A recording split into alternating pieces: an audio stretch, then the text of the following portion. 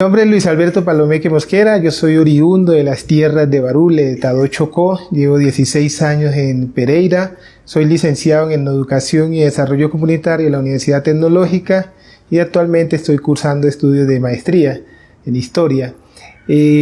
Bueno, en esta oportunidad vamos a tocar un tema muy importante y tiene que ver con la conmemoración del día 21 de marzo, conmemoración que se viene realizando en Colombia ya hace varios años.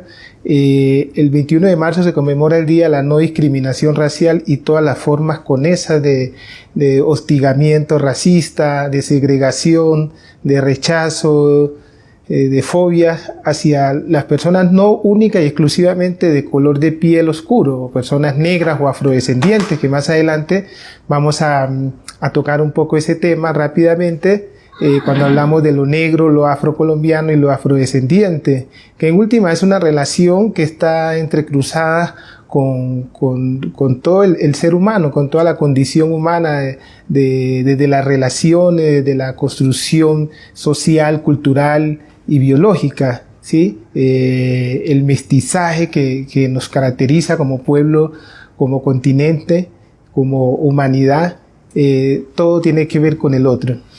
Bueno, entonces la conmemoración del Día de la No Discriminación Racial tiene sus orígenes en toda la lucha contra el apartheid que se da en Sudáfrica a finales de los años 60, una masacre a estudiantes, a toda una comunidad que luchaba contra la eliminación de la segregación y todas estas formas de discriminación, fue asesinada. A partir de esta fecha, la ONU, las organizaciones internacionales adoptan el 21 de marzo como una fecha importante para conmemorar el Día de la No Discriminación Racial y todas sus formas conexas en el mundo, ¿sí? Eso nos está invitando a trabajar seriamente a todas las instituciones, a todos los sectores culturales, académicos, sociales, a adelantar acciones en pro de este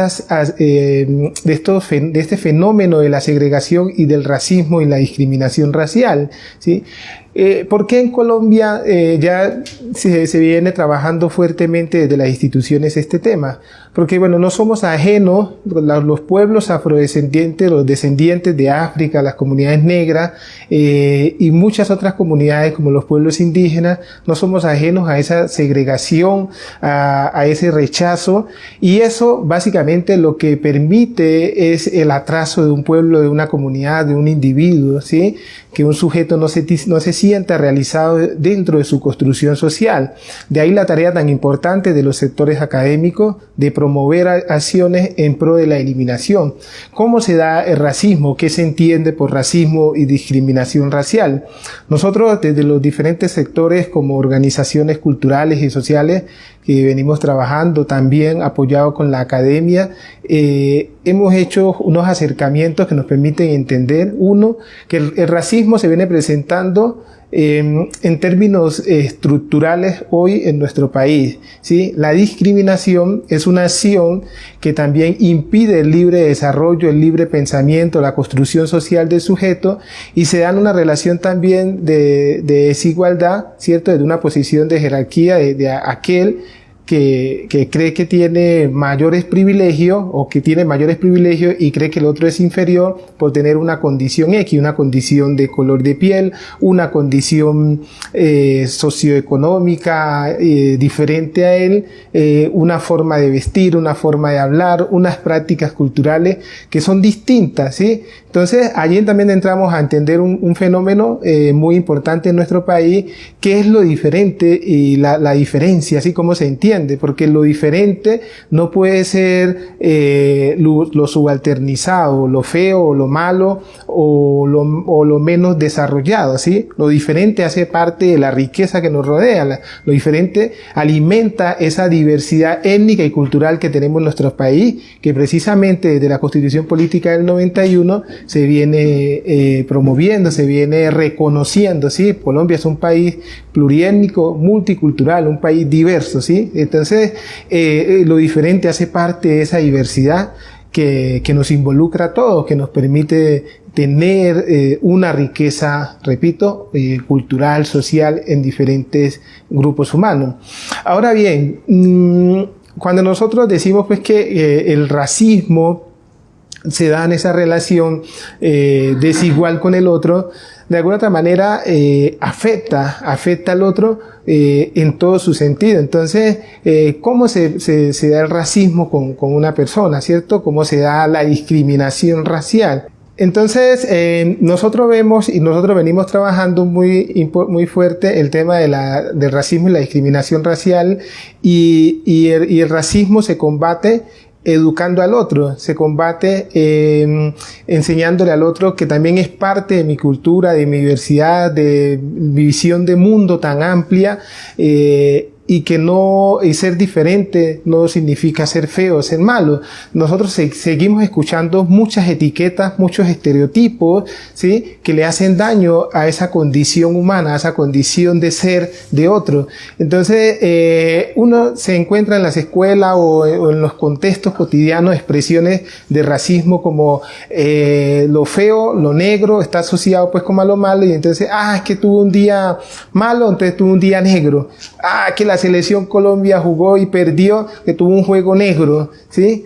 O negro ni tal cosa, ¿sí? Entre todas esas expresiones se van convirtiendo en etiquetas, ¿cierto?, para referirnos al otro, para subalternizar al otro, para minimizarlo, y van generando una jerarquía. Entonces, el que no tiene la piel tan oscura o el más clarito, se entiende como una persona más aceptada, más privilegiada, más culta, ¿sí?, entre comillas, y todo eso va haciendo mellas y va afectando, afecta a todo un conjunto cultural, ¿sí? Ese es el racismo que nosotros desde el lenguaje, desde el etnolingüismo, ¿cierto?, desde la expresión y desde el encuentro cotidiano con el otro, y hay muchas expresiones que podría quedarme aquí hablando de ellas, queremos y necesitamos seguir combatiendo, porque de alguna otra manera afectan la construcción integral del niño, la niña, de cada sujeto, y lo vivimos hasta personas profesionales, con compañeros, con colegas en nuestros sectores laborales, nos hacen el chistecito, que muchos, yo lo he llamado como una especie de microracismo, pero eso es racismo, ¿sí? Que porque somos amigos, entonces te da la palmadita en el hombro y te hace un comentario, que los negros de la matranca, o el negro del WhatsApp, o el negro tal cosa, y hay una serie de etiquetas y de estereotipos que son dañinos, ¿sí? Eso hace parte de ese lenguaje despectivo, de ese lenguaje racista. Ahora bien, la discriminación, nosotros vemos cómo se dan actos de discriminación. Podemos hablar de una discriminación estructural, de una discriminación geográfica, ¿cierto? Uno llega a la ciudad y, por ejemplo, en esta ciudad tú miras dónde está la gente negra, ¿cierto? Están a las laderas de la ciudad, en zonas de invasión, o en los barrios que quedan distanciados del centro, ¿cierto?, de la urbe, pero también lo ves en escenarios públicos, en escenarios laborales. Tú vas a un banco y tú dime, cuando tú haces un recorrido en un banco, ¿cuántas personas negras te atienden en un banco? ¿Sí? Tú vas al sector público, tú vas hasta en el sector académico, en la universidad, tú entras a la biblioteca y tú dices, bueno, voy a buscar una sección de libros de escritores afrocolombianos, autores afro, ¿sí?, autores negros. Entonces, ahí hay una estructura, nuestro sistema sigue montado en una estructura casi de una herencia blanco racista, una herencia colonial, donde privilegia más lo blanco, lo cercano a lo mestizo, a esa herencia española, y lo negro sigue siendo aislado, subalternizado. Son estructuras, ¿cierto? Ver la discriminación desde una visión estructural. Uno piensa en el país que tenemos, ¿cierto? Y tú miras las regiones donde mayor población negra y población indígena hay, son regiones más atrasadas, que no cuentan con vías, con universidades, con puestos de salud, ¿cierto?, con todas las condiciones que necesita una comunidad para su desarrollo, ¿sí? Es una estructura, ¿cierto?, que es desigual y que es inequitativa, ¿sí? Estos temas, de alguna otra manera, ¿cierto?, son muy importantes abordarlos, como lo decía. Desde el 2011 hay una ley en Colombia que es la ley 1482, de discriminación racial y todas sus formas con esa. Desde allí se vienen promoviendo acciones en pro también. En nuestro caso, desde nuestra cultura abordamos mucho como ese amor a la identidad, a los valores étnicos, a amar lo propio, a reconocer, ¿cierto?, toda esa herencia de la diáspora africana que llamamos nosotros, ¿sí?, que nos identifica, que nos caracteriza y que hace parte de la riqueza cultural, ¿sí? Las trenzas en las mujeres negras, su forma de vestir, de hablar, el turbante, todo ese simbolismo que identifica una cultura, ¿sí? Los rituales, las prácticas culturales, todo, ¿sí?, elevado desde un punto de valorizarlo, de amarlo, de evidenciarlo, de compartirlo, ¿sí?, de enseñarlo con el otro.